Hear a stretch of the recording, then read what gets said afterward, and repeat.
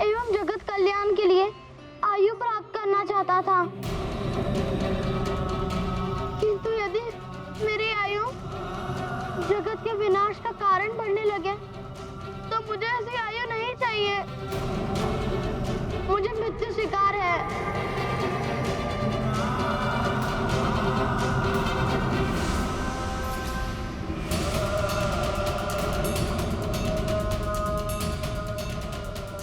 कालदेव, आप दोनों महाशक्तियों के युद्ध से मैं जगत का विनाश होते नहीं देख पाऊंगा।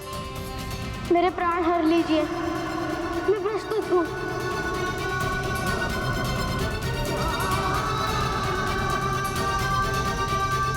नारायण नारायण, पूत के पांव पालने में ही दिखते हैं कालदेव। इस 10 वर्ष की नन्ही आयु में इतने उच्च विचार, ऐसी आत्म त्याग की भावना। कालदेव, देवेश्वर महादेव ने ही आपको कालदेव के पद पर सुशोभित किया। यदि महादेव मार्कंडेय को चिरंजीवी होने का वरदान देना चाहते हैं तो इसमें आपको कोई आपत्ति नहीं होनी चाहिए।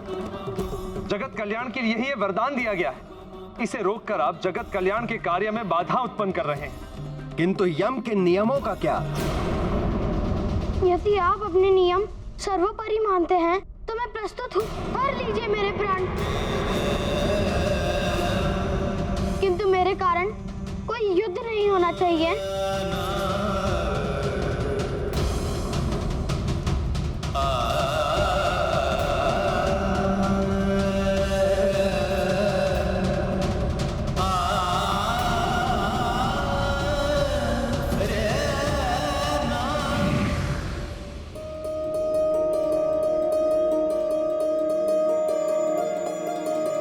क्षमा करें महादेव।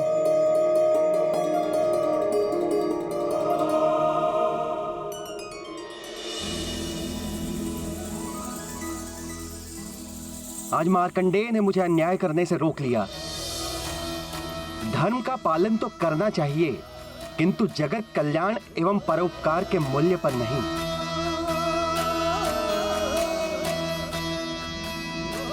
पर पीड़ा से बड़ा कोई अधर्म नहीं है और सुख से बड़ा कोई धर्म नहीं। नारायण नारायण, अंत भला तो सब भला। महादेव, आपका ये वरदान जगत का बहुत बड़ा कल्याण करेगा। महादेव की जय, महादेव की जय, महादेव की जय, महादेव की जय, महादेव की जय। महादेव, आपके भक्त की तेजस्विता एवं आपकी भक्ति की महिमा है जो ये प्रथम बार होने जा रहा है कि काल देव रिक्त हाथ अपने धाम लौटने वाले हैं।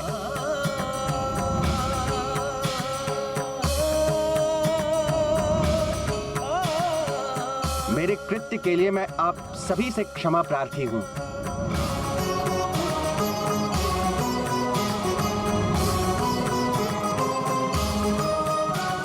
मुझे आज्ञा दे महादेव।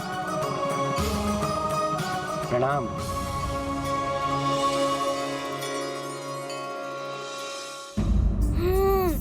अंत भला तो सब भला। अंततः मार्कंडेय जी अपनी मृत्यु टालने में सफल हो ही गए। हाँ हनुमान, शिव भक्ति और माता पिता की सेवा का पुरस्कार मिला उन्हें। और फिर कालदेव के जाने के पश्चात महादेव मार्कंडेय को आशीर्वाद देते हुए बोले, मार्कंडेय, तुमने जिस मंत्र को जप कर अल्प समय में मुझसे वरदान प्राप्त किया तथा अपनी मृत्यु को टाला है, अब से जगत में उस मंत्र को महामृत्युंजय मंत्र के नाम से जाना जाएगा। इस मंत्र को श्रद्धा के साथ विधि पूर्वक जपने वाला मेरा भक्त मेरी कृपा का अधिकारी हो, उसकी समस्त संकटों, यहां तक कि अकाल मृत्यु से भी उसकी रक्षा हो जाए।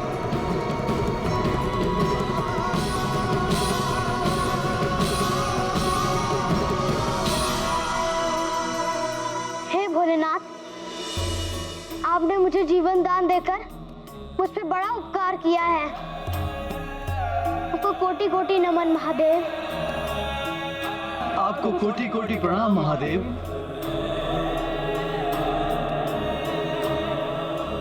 मृत्युंजय महादेव की जय, महाकाल महादेव की जय, जगत हितकारी महादेव की जय।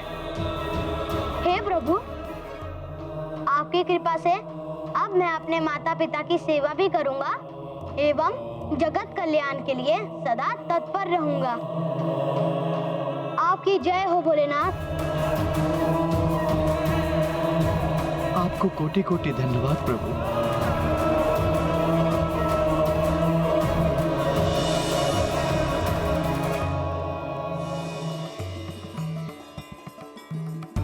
आप सभी देवगणों को भी मेरा प्रणाम। तुम्हारा कल्याण हो बस।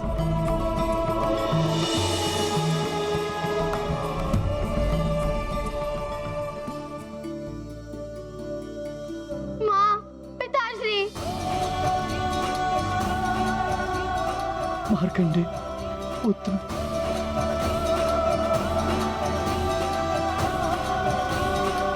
तो बालकों, सुनी कथा। मार्कंडे ने सिखाया श्रद्धा और भक्ति के साथ मृत्युंजय मंत्र का जाप किया जाए तो आसन्न मृत्यु को भी टाला जा सकता है। हाँ ऋषिवर, मार्कंडेय जी की ये भक्ति के कारण ही कालदेव को रिक्त हाथ लौटना पड़ा। सत्य है हनुमान, अन्यथा कालदेव कभी नियम नहीं तोड़ते हैं, अपितु नियम तोड़ने वालों को दंड देते हैं। हनुमान को नियम तोड़ने का दंड मैं अवश्य दूंगा। सृष्टि का नियम ही है ये, जैसी करनी वैसी भरनी। तो हनुमान, तुमने क्या सीखा इस कथा से? सीख? हाँ ऋषिवर, मुझे ये सीख मिली कि मनुष्य चाहे तो अपने कर्मों से अपने भाग्य को बदल सकता है। जिस प्रकार मार्कंडेय जी ने अपनी मृत्यु को टाला। हाँ मित्र, सत्य कह रहे हो मित्र। हाँ ऋषिवर, मैं भी मार्कंडेय तीर्थ जाकर महादेव के लिए महामृत्युंजय मंत्र का जाप करूंगा। हाँ मित्र, पूरी श्रद्धा आराधना के साथ पूजा करना। हो सकता है कि मार्कंडेय जी की भांति तुम्हें कालदेव भी दंड के स्थान पर क्षमा प्रदान कर दे। उन्हें मुझे क्षमा प्रदान करनी ही होगी। मैं उस मंत्र का जाप करके मेरे सारे परिवार की संकट से रक्षा करूंगा। किंतु हनुमान, ये तभी संभव होगा जब तुम पूरे परिवार के साथ मार्कंडेय तीर्थ जाकर इस मंत्र का जाप करोगे। और ध्यान रखना पुत्र, कार्तिक मास के अंतिम सोमवार को तुम्हें वहां पहुंचना होगा। यदि कार्तिक मास के अंतिम सोमवार को तुम परिवार के साथ वहां नहीं पहुंच पाए तो तुम्हारी समस्या हल नहीं हो पाएगी। ऋषिवर मतंग, मैं अभी जाकर माँ और पिताश्री को वहाँ जाने के लिए मनाऊंगा। किंतु मेरा आपसे एक निवेदन है। अवश्य हनुमान, कहो। ऋषिवर, आप मेरे उस दुष्स्वप्न और कालदंड के बारे में माँ और पिताश्री को मत बताइएगा, अन्यथा वो बहुत चिंतित हो जाएंगे। तुम इसकी चिंता मत करो हनुमान, किंतु क्या हुआ ऋषिवर? आप कुछ कहते कहते रुक क्यों गए?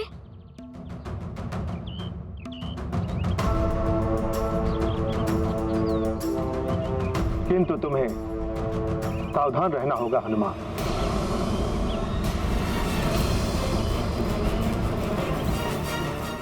ऋषिवर मतंग, आपका मेरा मार्गदर्शन करने के लिए बहुत बहुत धन्यवाद।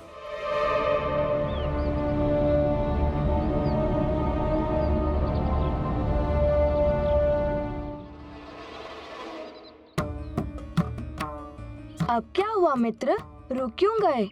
मित्रों, एक दुविधा है। सबको तीर्थ जाने के लिए कैसे मनाऊं?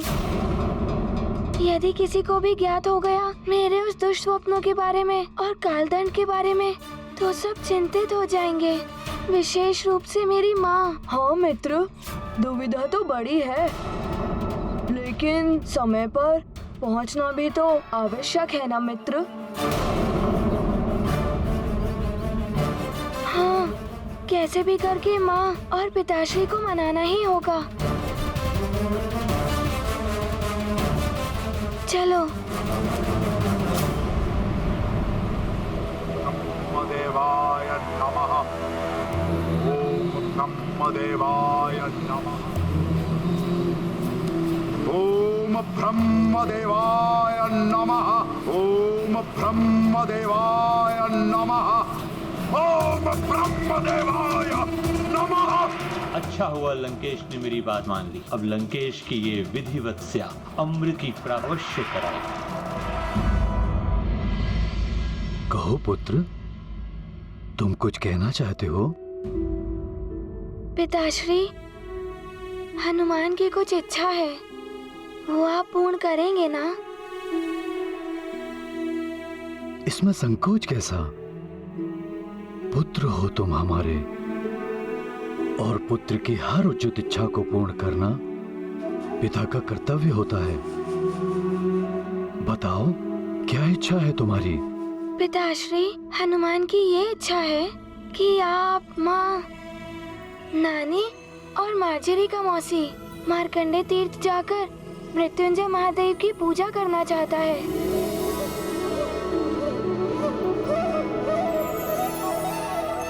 ऋषिवर मतंग के पास गया था मैं, उन्होंने ही ऐसा करने का सुझाव दिया है। आप सब चलेंगे ना मार्कंडे तीर्थ?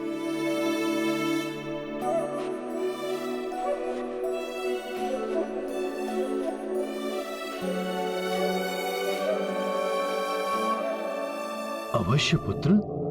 अच्छा पिता वो होता है जो अपने पुत्र की उचित इच्छा का सम्मान करे। पिता तो पुत्र के लिए कुछ भी करता है, और फिर जब पुत्र तुम्हारे जैसा हो तो उसकी इच्छा के लिए मैं कुछ भी कर जाऊंगा। मेरे अच्छे पिताश्री, सबसे अच्छे।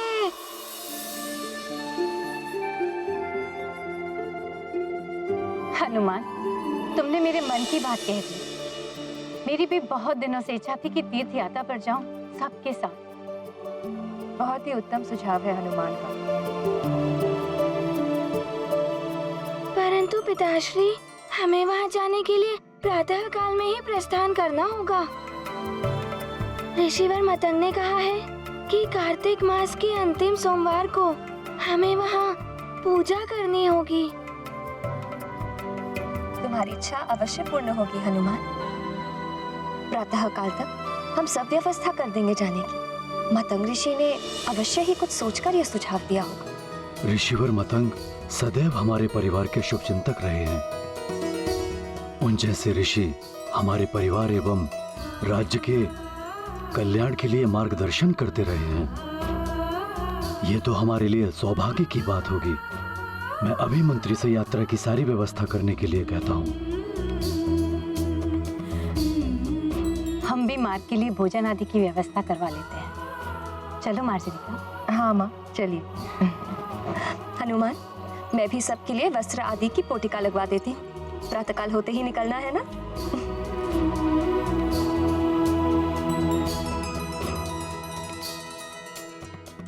सब इतनी सहजता से मान जाएंगे, ये तो हनुमान ने सोचा भी नहीं था। आपका बहुत बहुत धन्यवाद प्रभु। अब तो हमारी यात्रा प्रातः काल को ही आरंभ होगी।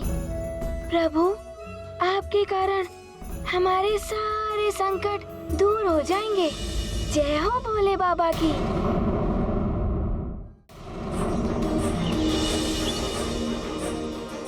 लो पुत्र, इन्हें दान करो।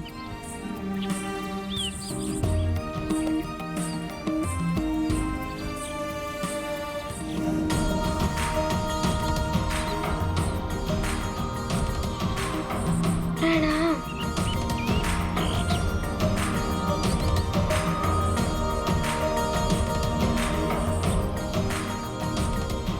मेरे सारे मित्र भी आ गए। हनुमान, हनुमान,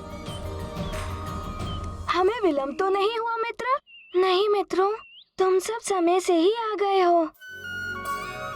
पिताश्री, आपकी अनुमति हो तो मेरे सारे मित्र भी आ सकते हैं मेरे साथ। हाँ हाँ पुत्र हनुमान, वैसे भी तीर्थ यात्रा बंधु बांधवों के साथ ही पूर्ण करने का विधान है।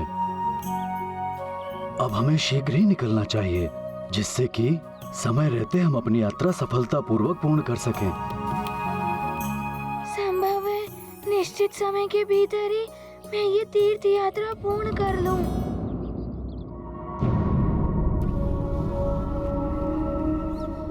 सफल नहीं हो पाएगी केसरी की तीर्थ यात्रा, ना ही जीवन यात्रा। परंतु महाराज कालदेव, केसरी का परिवार भी है केसरी के साथ, कहीं परिवार की पीड़ा से ही जुड़ी है हनुमान की पीड़ा चित्रगुप्त जी। केसरी के प्राण हरने की व्यवस्था कीजिए, भेजिए यमदूतों को। जी प्रभु। आज्ञा दें ऋषिवर, प्रणाम। कल्याण हो पुत्र। स्वजन हेतु चिंतित हनुमान, महामृत्युंजय तीर्थ प्रयाण। सभी साथ जाते हनुमत के, भाव विभोर नेत्र मारुति के। क्रूर काल रच रहा योजना, परिवर्तित कर अपनी गणना। जन्म मरण है जीवन यात्रा, हनुमत कृपा बने जय यात्रा।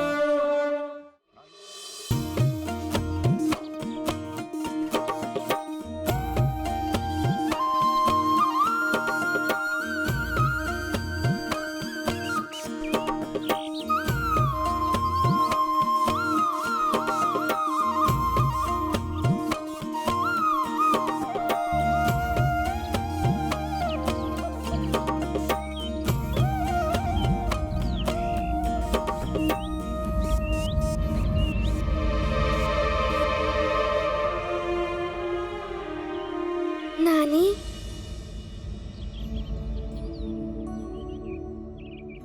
आप क्लांत प्रतीत हो रही हैं। क्या मैं आपको कंधे पर बिठाकर ले चलूं? हनुमान, तुम तो एक ही क्षण में सबको अपने कंधे पर उठा के ले जा सकते हो पुत्र, किंतु तीर्थ यात्रा अपने पांव पर चल के पूर्ण करने में ही उत्तम फल की प्राप्ति होती है।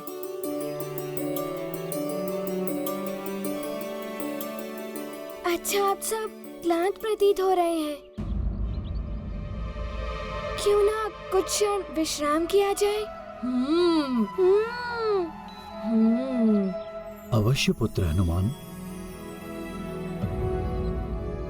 आगे पर्वत श्रृंखला है, यदि उसे पार करना है तो हमारा विश्राम करना आवश्यक है। उसके पश्चात हम नई स्फूर्ति से आगे बढ़ेंगे।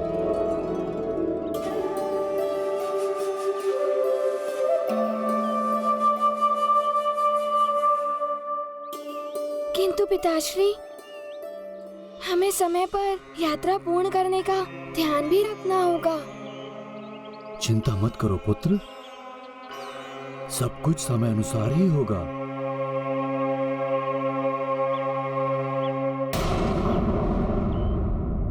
हनुमान, तुम ही नहीं सारा संसार जान जाएगा कि काल के कार्य में हस्तक्षेप करने पर काल का क्या दंड होता है और प्रकृति के विपरीत कार्य करने पर काल कैसे दंड देता है।